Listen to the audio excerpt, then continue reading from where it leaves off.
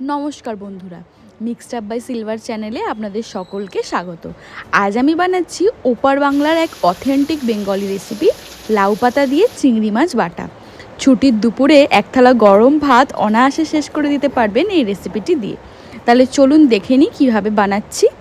আমি নিয়ে নিয়েছি নরম কচি দেখে লাউ পাতা। এখানে প্রায় 10টা থেকে 12টা মতো, 12টা মতো লাউ পাতা আছে।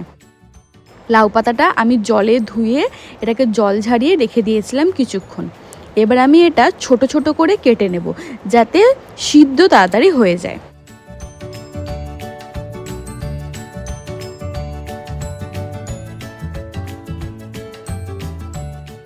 দেখুন, ঠিক এইভাবে আমি কেটে নিয়েছি লাউ পাতাগুলো।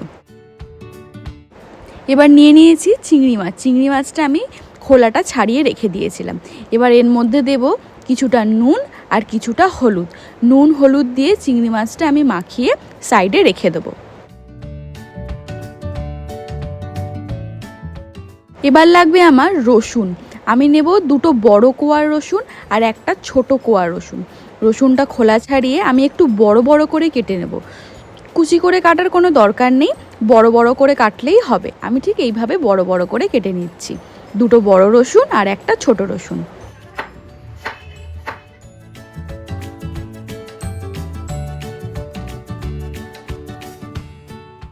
দেখুন, এইভাবে কেটেছি আর এই পরিমাণ নিয়েছি।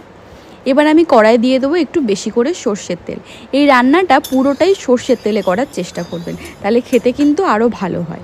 এবার আমি মেখে রাখা চিংড়ি মাছগুলো তেলের মধ্যে ছেড়ে দিচ্ছি। ছেড়ে দিয়ে একটু ভালো করে লাল লাল করে ভেজে নেব।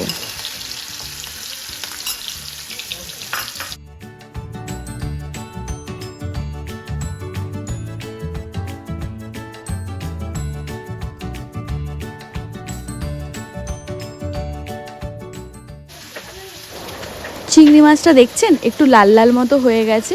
যখন লাল হয়ে যাবে এই অবস্থা এলে আমি চিংড়ি মাছটা তুলে দেবো। চিংড়ি মাছটা যখন তুলবো, চিংড়ি মাছের তেলটাও কিন্তু আমি তুলে এই বাটির মধ্যে রেখে দেবো। এই চিংড়ি মাছের তেলটাও কিন্তু আমার কাজে লাগবে, তাই জন্য চিংড়ি মাছ সমেত চিংড়ি মাছের তেলটাও তুলে নিলাম। এবার আমি যে লাউ পাতাগুলো কেটে রেখেছিলাম সেটা সিদ্ধ হতে দিয়ে দেবো। কড়ার মধ্যে লাউ পাতাগুলো দিয়ে দিচ্ছি।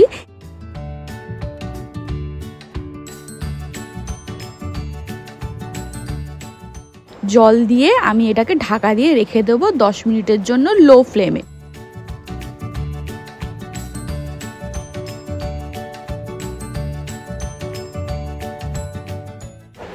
10 মিনিট পর এসে ঢাকা খুলে দেখবো কীরকম সিদ্ধ হয়েছে আর কতটা জল বেরিয়েছে। এবার নিচে যে লাউ পাতাগুলো ছিল সেটাকে আমি ওপরে তুলে দিচ্ছি, আর ওপরের লাউ পাতাগুলো নিচে দিয়ে দিচ্ছি সিদ্ধ হওয়ার জন্য। এই সময় দিয়ে দেবো একটু নুন দিয়ে আমি চাপা দিয়ে রেখে দেবো। 5 মিনিট পরে সে ঢাকাটা সরিয়ে দেখব কতটা সিদ্ধ হয়েছে লাউ পাতাটা। নুন দেওয়ার জন্য অনেকটাই জল বেরিয়েছে। এবার আমি গ্যাসের ফ্লেমটা মিডিয়াম করে এটাকে একটু সিদ্ধ হতে দেব। এক্সেস যে জলটা আছে সেটাকে আমি একটু মেরে নেব।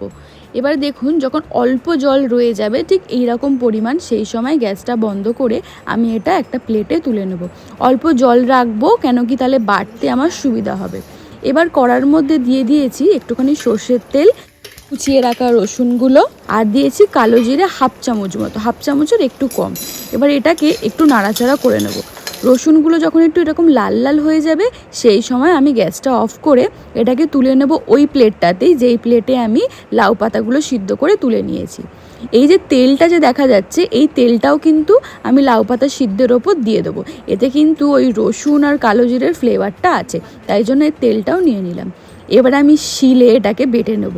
এটা চাইলে আপনারা মিক্সিতেও বেটে নিতে পারেন, কিন্তু জানি না কেন শিলে বাটলে টেস্টটা কিন্তু একটু অন্যরকমই লাগে আমার, তাই জন্য আমি একটু একটু করে নিয়ে শিলে আমি বেটে নিচ্ছি। খুব একটা গায়ের জোরে বাটার কিন্তু দরকার নেই, কেননা লাউ পাতাটা অলরেডি সেদ্ধ হয়ে আছে। হালকা করে প্রেস করলেই এটা একটু আরও মসৃণ হয়ে যাচ্ছে। বাটা হয়ে গেলে এবার আমি বেটে নেব হচ্ছে চিংড়ি মাছগুলো। চিংড়ি মাছগুলো কিন্তু আমি দুবারে বেটেছি, কেন একবারে আমি মিহি করতে পারিনি। খুব একটা মিহির যদিও দরকার নেই, মোটামুটি মিহি হলেই হবে।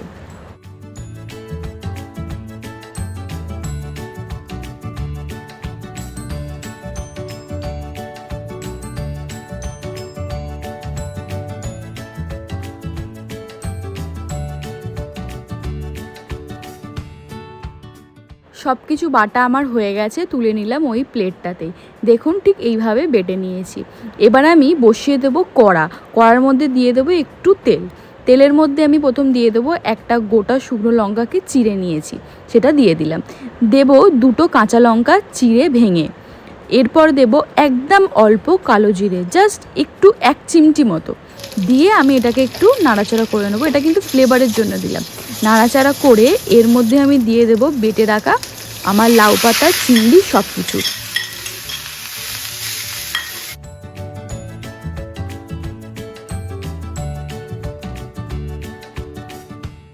এর জলটা শুকিয়ে আসা অবধি আমি অপেক্ষা করব।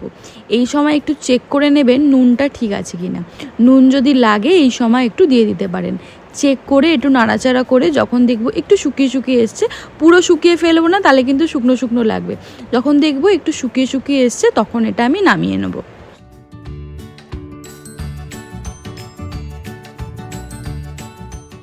তাহলে বন্ধুরা রেডি হয়ে গেছে লাউ পাতা দিয়ে চিংড়ি মাছ বাটা। 1 থালা ভাত গরম গরম, সাথে গরম গরম লাউ পাতা দিয়ে চিংড়ি মাছ বাটা, নিমিষের মধ্যে কিন্তু শেষ করে দিতে পারবেন। আমার কিন্তু এটা খুবই ভালো লাগে। এর মধ্যে কিন্তু আমি দিয়ে দিলাম একটু সর্ষের তেল আর দিয়ে দেবো একটা গোটা কাঁচা লঙ্কা। আহা, এর স্বাদ কি আর বলবো। আপনারা বাড়িতে অবশ্যই ট্রাই করে দেখবেন আর বানিয়ে বলবেন কেমন হয়েছিল আপনাদের লাউ পাতা দিয়ে চিংড়ি মাছ বাটা। ভিডিওটা ভালো লাগলে একটা লাইক করে দেবেন। চ্যানেলে নতুন হলে চ্যানেলটি কিন্তু সাবস্ক্রাইব করতে একদমই ভুলবেন না। তাহলে বন্ধুরা আজ এখানেই বিদায় নিলাম। আবার দেখা হবে নতুন কোনো এক ভিডিও নিয়ে। ততক্ষণ সাথে থাকবেন, পাশে থাকবেন। আজকের মতো এখানেই টাটা।